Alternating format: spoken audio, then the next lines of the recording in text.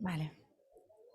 Bueno, espero que hayáis disfrutado del desayuno después de tantas emociones y bueno, que estéis ya preparados para la siguiente sesión en la que vamos a hablar de la situación de las víctimas de tráfico en el marco de la Directiva Europea de las Víctimas del Delito. Pero antes vamos a dar paso a Ketty Morilla, que es nuestra delegada de PAT en Andalucía y además vocal de la Junta Directiva. Muchas gracias, Ketty. Sí, hola, ahora. Buenos días. Muchas gracias por estar aquí. Me vaya a perdonar, pero para mí resulta, cada vez que voy a hablar de este tema, me resulta imposible poder contener la emoción y poder contener las lágrimas. Soy una persona de vivir las emociones muy intensamente, igual que vivo intensamente la alegría, también la tristeza la vivo intensamente. Entonces, cada vez que me siento triste no puedo evitar soltar lágrimas. No es malo, no es malo. Es una forma de vía de escape. Así que os voy a contar mi testimonio y voy a intentar que sea breve. Yo llegué a PAT hace justo 20 años, precisamente porque no entendía qué es lo que estaba ocurriendo en el proceso judicial por la muerte de mi hija. Mi hija tuvo, mis hijas.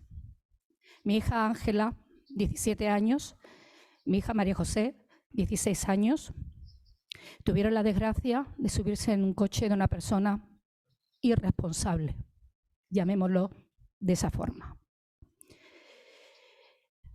Tras el impacto, mi hija María José sobrevivió con unas secuelas que 20 años después le ha resultado imposible superar. Mi hija Ángela jamás volvió a casa. Pero quiero contar aquí que a mi hija Ángela la mataron 2 veces.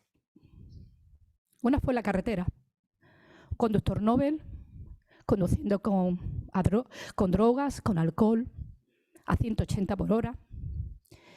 Pero la segunda, esa fue terrible, esa muerte fue terrible. Pero la segunda vez a mi hija la mataron en los juzgados. Y lo digo literalmente, la mataron en los juzgados. Cuando yo llegué al juzgado, intentando saber qué es lo que había pasado, algo que una madre creo que tiene derecho, de saber cuál es la causa por la que su hija no va a volver nunca más a casa. Necesitamos saber qué ha ocurrido, para bien o para mal, necesitamos saberlo. Allí no hubo ninguna intención de esclarecer absolutamente nada. Un atestado lleno de incongruencias, de ningún tipo de investigación. Una secretaria de juzgado que llegó a decirme que qué más quería. Que, pobrecito, que bastante tenía él, que yo que lo que quería era venganza. Me quedé mirando y le dije, yo no quiero venganza, quiero justicia. Que a mí, después de perder a mi hija, me diga, pobrecito. Y dije, no, pobrecita yo, que jamás volveré a ver a mi hija. Llegó a decirme también, aquella secretaria de juzgado, que bueno, que ya iba a cobrar indemnización, que ya está. Y yo le contesté, yo te doy los 90.000 euros si tú me das a tu hija. Yo te doy 180, vendo mi casa, la hipoteca, pero devuélveme a mi hija. Esos 90.000 euros a mí no me va a devolver a mi hija, yo quiero a mi hija en casa. Ese dinero es maldito. Cuando te ves con ese dinero en la cuenta corriente, piensas, ¿esto es lo que vale mi hija? ¿Qué hago con esto? no puedes disfrutarlo. ¿Vacaciones? ¿Cómo te vas a ir de vacaciones con ese dinero que es la muerte de tu hija? ¿Comprarte un coche?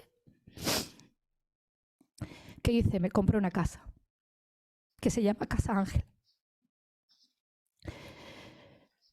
Ahí en ese juzgado sientes que tu hija es un perro que se han encontrado en la carretera. Ningún tipo de respeto, ningún tipo de faltaron a la dignidad totalmente. No existía. Ahí es donde caí en una depresión tremenda, porque no podía entender que la justicia que tenía que defender a mi hija como víctima la ninguneaba de esa forma. Que tú quieras tanto a una persona y que la justicia, que es la que tiene que poner los derechos de esa víctima encima de la mesa, no le diera valor ninguno, no llegué a entenderlo. Ahí es donde entendí que mi hija la habían matado 2 veces. Mi hija no existía para la justicia, me la habían matado 2 veces. Fue tan tremendo la carga, el juicio se tuvo que posponer innumerables veces. Cambiaron 3 veces de juez, 3 veces. Cada vez que había un juez nuevo había que ir a presentarse allí, hablar con el juez, presentarle. El primer juez se negó a aportar la prueba de alcoholemia, porque el causante había admitido que iba un poco más rápido y que se había bebido una copa. Como él había asumido que lo había hecho, no había necesidad de presentar más pruebas. Nada de conducción temeraria, ningún tipo de delito por exceso de alcohol, nada. Se protegió completamente al causante. Pero es que lo peor fue 2 días antes de ese juicio. Tuve que irme con mi hija María José, porque todavía 2 días antes del juicio, ese tercer juez ni siquiera había solicitado que el forense valorase los daños que había sufrido mi otra hija. Cuando nos fuimos a sentar con ese juez me dijo literalmente: como sigas saliendo en los medios y haciendo ruido, te voy a negar la indemnización que le corresponde a tu segunda hija. Fue una amenaza. Ahí donde mi abogada se levantó, totalmente indignada, y le dijo: usted no puede hacer eso. Y nos levantamos de su despacho. Por eso digo que estos señores siguen impartiendo justicia. Estos jueces siguen impartiendo justicia. Esa secretaria sigue atendiendo a las víctimas. Para ellos, para nosotros, para todos, es esta guía. Alguien me preguntó que por qué estoy aquí, que por qué, si mi hija está muerta, que por qué estoy en una asociación de víctimas, si ya no puedo hacer nada por ella. Y yo le contesté: mi hija está muerta, pero tu hijo no. Yo estoy aquí por tu hijo. Yo estoy aquí por todos vosotros. Yo estoy aquí para que todos vosotros no paséis lo que hemos pasado nosotros. Nada más. Gracias.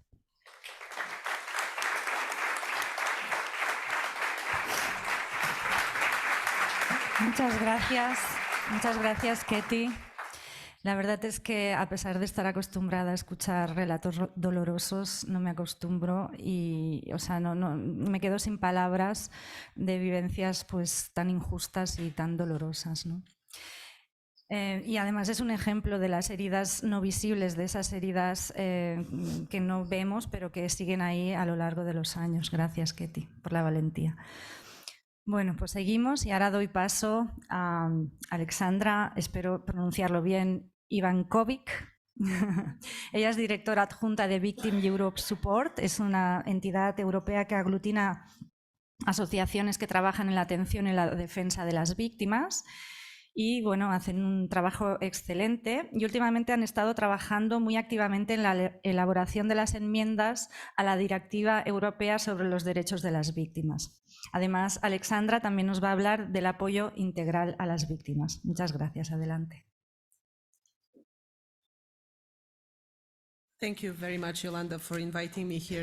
Muchas gracias, Yolanda, por haberme invitado. Gracias, Ketty, por compartir tu historia con nosotros. Yo he estado trabajando con víctimas de todos tipos y, como acabas de decir, siempre es difícil acostumbrarse a esto y por esto hago el trabajo que hago. Yo vengo de Victim Support Europe. Nosotros somos una organización paraguas que reúne distintas ONGs y entidades gubernamentales que están luchando por el derecho de las víctimas de distintos crímenes y también víctimas de accidentes de tráfico, que apoyan a las víctimas.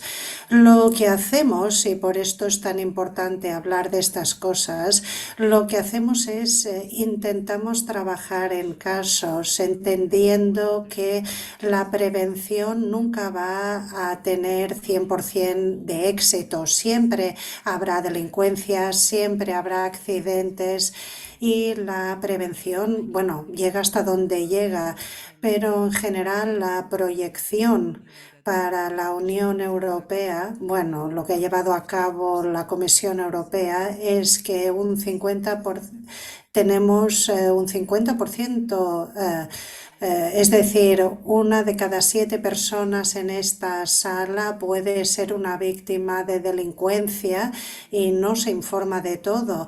O sea que tenemos muchas víctimas de todo tipo de delincuencia y también trabajamos con la violencia en las carreteras y las víctimas de accidentes. Allí hay más informes. Entonces, para el grupo con el que trabajan ustedes, las estadísticas son mejores porque para otros tipos de delincuencia no tenemos todos los datos y es difícil proyectar estadísticas.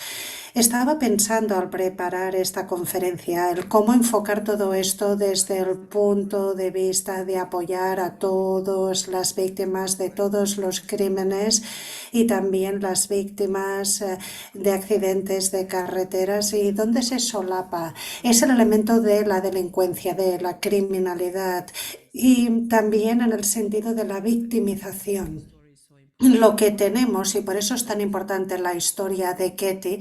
Yo también soy abogada de derechos humanos y desde el 45 Europa y el resto del mundo ha trabajado para desarrollar protecciones de los derechos humanos potentes para todos los ciudadanos, y en el 48 y en los 50, con la adopción de la Convención de los Derechos Humanos de la Unión Europea y otros elementos, hemos conseguido hitos muy importantes. La presunción de inocencia, que debe existir por más de un motivo, porque se desarrolló y empezó a existir por lo que ocurrió durante la Segunda Guerra Mundial, por todo el odio que se desplegó de manera arbitraria, privando a la gente de su libertad y colocando a la gente en unas situaciones que serían inimaginables hoy en día, al menos en Europa. Así pues, la presunción de inocencia es la base y un hito importante en el sistema legal y jurídico. Pero el discurso de los derechos humanos se ha olvidado. Lo que no tuvo en cuenta en ese momento es la experiencia de la victimización.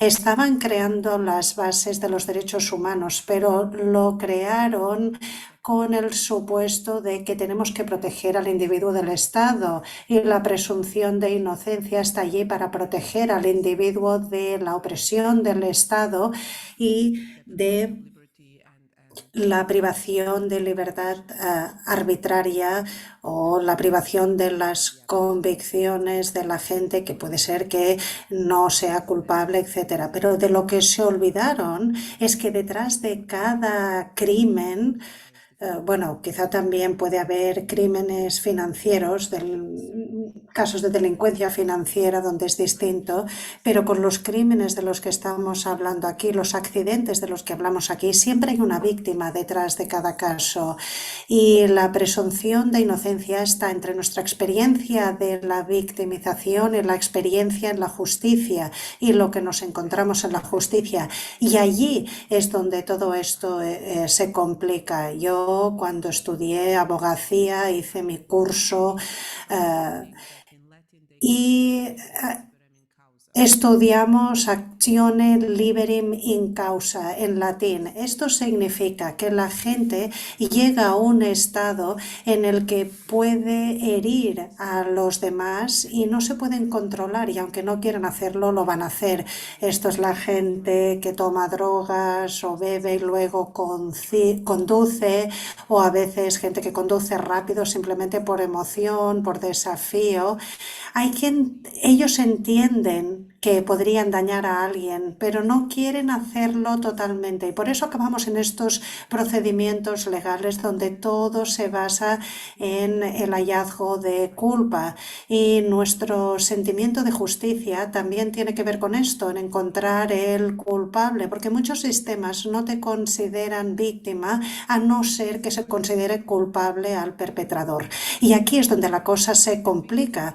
Y por eso en Victim Support Europe empezamos no entendiendo la justicia solo en un escenario, bajo un prisma, sino que empezamos entendiendo qué es lo que necesita la gente, cuál es la necesidad de la víctima, y evidentemente priorizan la indemnización, pero esto solo es una manera de responder a las necesidades de las víctimas. Nosotros vemos que cada víctima de cualquier incidente, de cualquier acto delictivo, porque el crimen tiene que ver con una definición legal. Quizá el crimen no puede definir lo que tú estás sintiendo. Lo que nosotros defendemos es que la presunción de inocencia existe en paralelo con la presunción de la victimización, porque yo puedo apreciar tu experiencia aunque nadie sea culpable o haya un culpable por lo que te ha ocurrido. Tenemos que dejar de asociar justicia con el encontrar a un culpable, porque aquí el sistema no trabaja para las víctimas, como decía y como veíamos en la historia de Ketty. Así pues, cada víctima tendrá 5 necesidades: respeto y reconocimiento. Si te respetan, tendrás otra experiencia. Apoyo e información.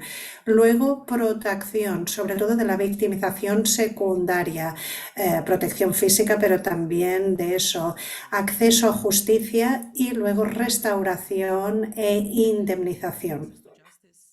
Y cuando hablamos del acceso a la justicia, no tiene que ser justicia criminal, se puede experimentar la justicia de muchas maneras. Si reducimos la victimización secundaria, ya cambiamos la experiencia de la gente. La experiencia de Katy habría sido muy distinto si la gente no hubiera sido tan apática y ellos hubieran podido reconocer su presunción de victimización, aunque dijeran no tengo suficientes pruebas para culpar a esta persona, porque a veces la convicción no es suficiente para conseguir la justicia. A veces tenemos un culpable, pero no conseguimos un respeto y un reconocimiento, y entonces tienes un regusto amargo. Así que estamos trabajando en esto, y aquí es donde yo veo que lo que hacemos nosotros y hacéis vosotros es solapa, porque se trata de apreciar a la gente, reconocer su experiencia y asegurarnos de que podemos satisfacer sus necesidades en vez de intentar que encajen en un molde de sistema de justicia que no está adaptado para muchas gentes. ¿Y cómo lo hacemos? Pues de varias maneras. Una cosa que intentamos hacer mucho es formar a los abogados en empatía. Tuve una conversación interesante en Madrid, tuvimos una formación hace un par de semanas sobre empatía, y los formadores, había víctimas con discapacidades y había alguien de los derechos humanos en la sala que decía: pero yo no necesito empatía, yo puedo representar bien a mis clientes sin saber empatía. Y le dije, pues no estás en el sector adecuado, porque si quieres ser una abogada de los derechos humanos y quieres trabajar con los humanos, tienes que sentir empatía, porque sin empatía solo estamos dañando, hiriendo más a la gente, porque tenemos que intentar imaginarnos cómo se sienten ellas.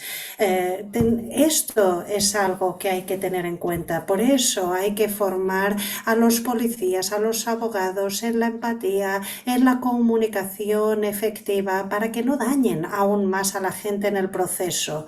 ¿Y cómo lo hacemos? Lo hacemos de varias maneras. Una ya la ha dicho Yolanda. Hay este instrumento a nivel europeo, la Directiva de los Derechos de las Víctimas Europeo, que ahora mismo está sujeto a enmiendas, y una parte de esta directiva es la obligación de tener una evaluación de las necesidades individuales de cada persona.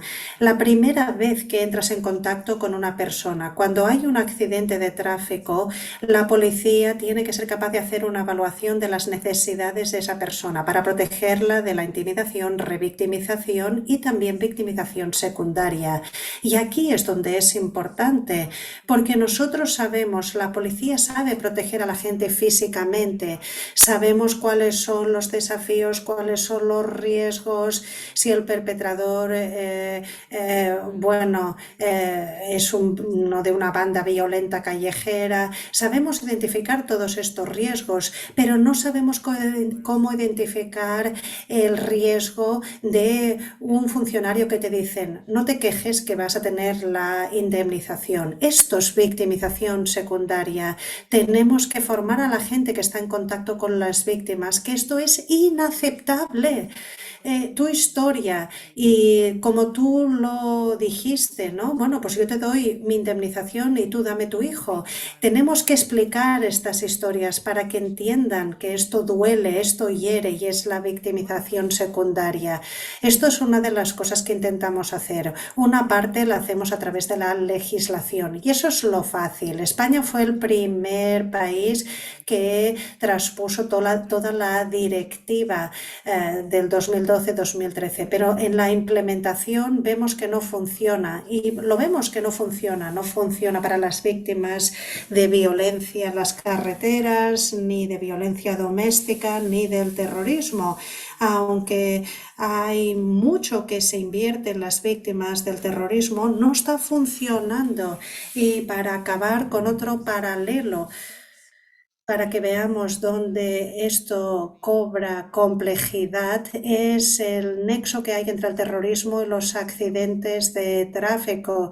Nosotros sabemos que en el 2017 esto pasó en Barcelona, en las Ramblas, en el ataque en las Ramblas, donde hubo un terrorista que conducía y mató a la gente. Y lo que vemos ahora en España es que tenemos más de 300 víctimas que no se han reconocido aún como víctimas porque aún no hay sentencia. Hay unas 300 personas que están esperando lo que decía Ketty y esta sentencia aún no ha llegado y llevan como unos 6 años simplemente para conseguir reconocimiento, apoyo, indemnización, porque el sistema tal y como está no les puede reconocer como víctimas del terrorismo y no hay nada para ellos tampoco como víctimas de accidente de tráfico. Esto es una similitud. Otro ejemplo llegó en Estocolmo con un ataque terrorista similar. Las víctimas del ataque terrorista no consiguieron la indemnización del Estado porque el coche estaba asegurado. Lo mismo ocurrió en Alemania y también en muchos otros países. Básicamente la indemnización proviene de la compañía de seguro. Tienes que ir a la compañía de seguro y aunque eres una víctima de terrorismo te tratan como una víctima de accidente de tráfico, tienes que tomar otro camino. Todo esto es muy complejo y nosotros desde Victim Support Europe pensamos que deberíamos reconocer a todas las víctimas. Todas las víctimas deberían tener acceso a todos los derechos y, por supuesto, podemos priorizar las víctimas. Podemos entender que hay distintas víctimas con distintas necesidades individuales. Por ejemplo, en terrorismo son víctimas simbólicas, se tienen que tratar de una manera distinta, pero no deberíamos crear una jerarquía de víctimas, porque a fin de cuentas todos tenemos nuestras experiencias, sentimos la pérdida y aquí volvemos a la presunción de la victimización. Necesitamos esta presunción. Tenemos que ser capaces de tener la presunción que todos los que dicen que son víctimas son víctimas. De la misma manera que un sospechoso es inocente hasta que se pruebe lo contrario, no tendremos justicia. Y esto es lo que estamos haciendo. Muchas gracias por la oportunidad que me han dado y espero ansiosa el debate. Gracias. Muchísimas gracias, Alessandra. Yo creo que ha introducido un concepto importantísimo, que es el de la presunción de victimización, porque eso bueno, lo determina todo, ¿no? Es importantísimo pues, ir más allá de cuál va a ser la sentencia, si va a ser, y si va a haber un juicio por lo civil o por lo penal. Al final ha habido un incidente violento que genera unos daños, puede ser que físicos o emocionales, o ambos muchas veces, y por lo tanto se tiene que tratar a las víctimas de tráfico desde el minuto cero como víctimas de delito. O sea, que la directiva europea pueda, el Estatuto de la Víctima desde el minuto cero las proteja independientemente de la sentencia. Creo que además, pues, importantísimo también el tema de la reparación que ha apuntado. Cuando hablamos de temas con resultado de fallecimiento, el dinero no es la reparación, sino que es la empatía, la protección, el respeto. Evidentemente, cuando hay pues, secuelas físicas, el dinero es importante porque se requieren tratamientos, etcétera, ¿no? Pero cuando hablamos de personas fallecidas, pues ahí mucho más allá del dinero está la empatía, la protección, el respeto y la dignidad. Bueno, si queréis hacer alguna pregunta a Alessandra, pues podemos aprovechar unos minutos para si hay preguntas. También quizás hay alguna pregunta en el público online, igual lo pueden poner en el chat y nos trasladarán la pregunta. Y si no, si aquí en el público hay alguien que quiera comentar, preguntar, pues podemos aprovechar.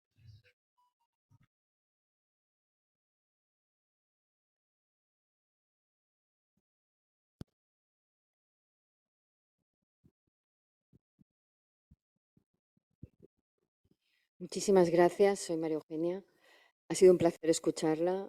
Yo tengo una pregunta, porque cuando reconocemos los derechos, cuando reconocemos esta presunción de inocencia, es porque estamos reconociendo unos derechos que tiene este imputado a ser escuchado, etcétera. Hay muchos. Para reconocer este derecho también de presunción de las víctimas, ¿debemos legislar para reconocer estos derechos de las víctimas?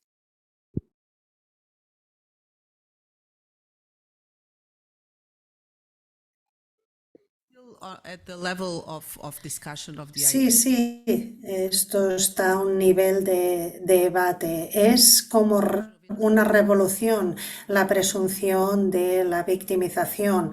La de inocencia está ya bien establecida, pero no la de la victimización. Pero no tenemos que legislar para comportarnos como debemos, y no tenemos que poner a todos los conductores en la cárcel porque pensamos que son una amenaza para la sociedad.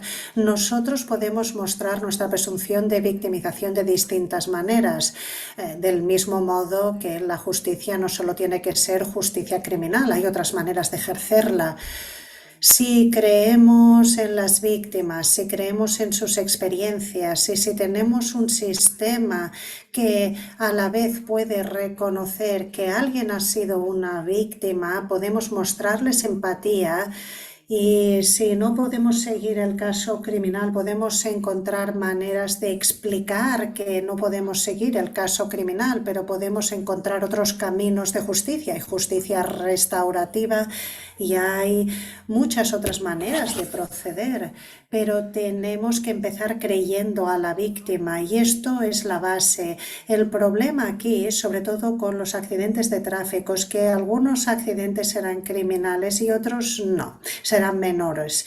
Y desde el punto de vista de la directiva del derecho de las víctimas, solo los accidentes criminales van a recaer bajo esa directiva, pero si es menor, pues eso estará en otra categoría. Quizá la legislación española sea distinta, pero a nivel europeo solo se incluye la del crimen.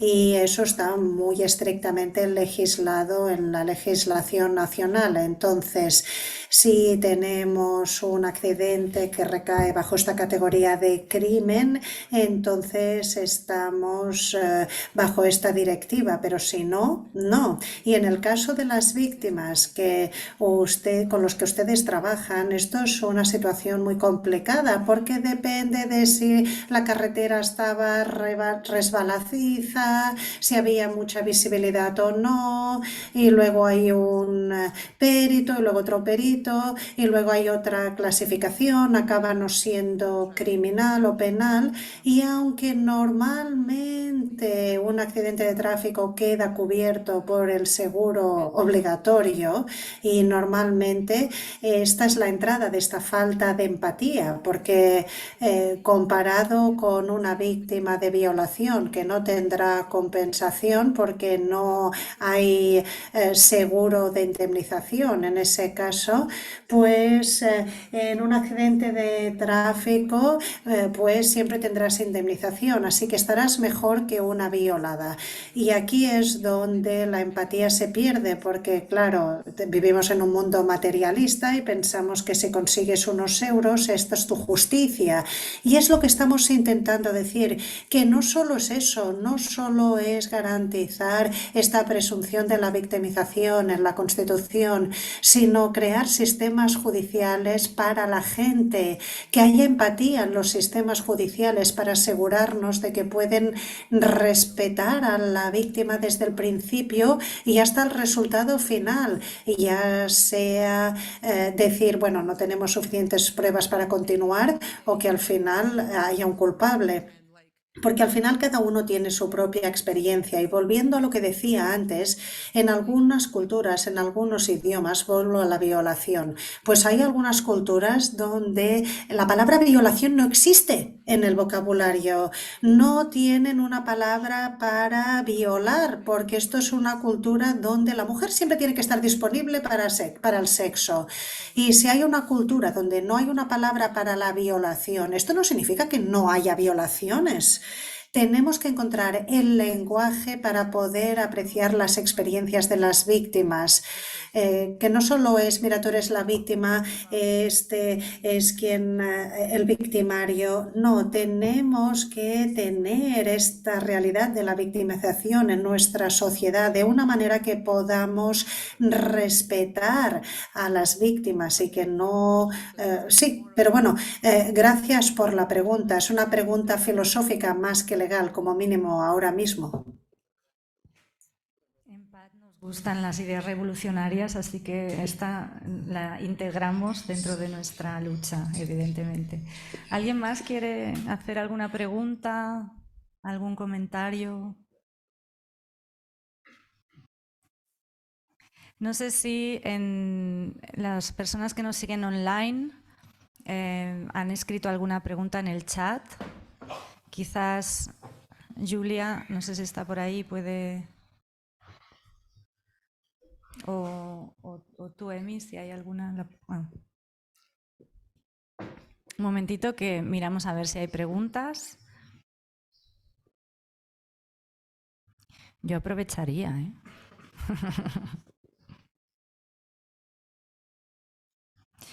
Bueno, parece que el mensaje ha quedado muy claro. Yo creo que es muy importante, pues, eso, creer en las víctimas, ¿no? Tal como dice Alexandra, que es el punto de partida para protegerlas y para que no se genere esa revictimización. Muchísimas gracias a las dos y vamos a pasar a la mesa redonda.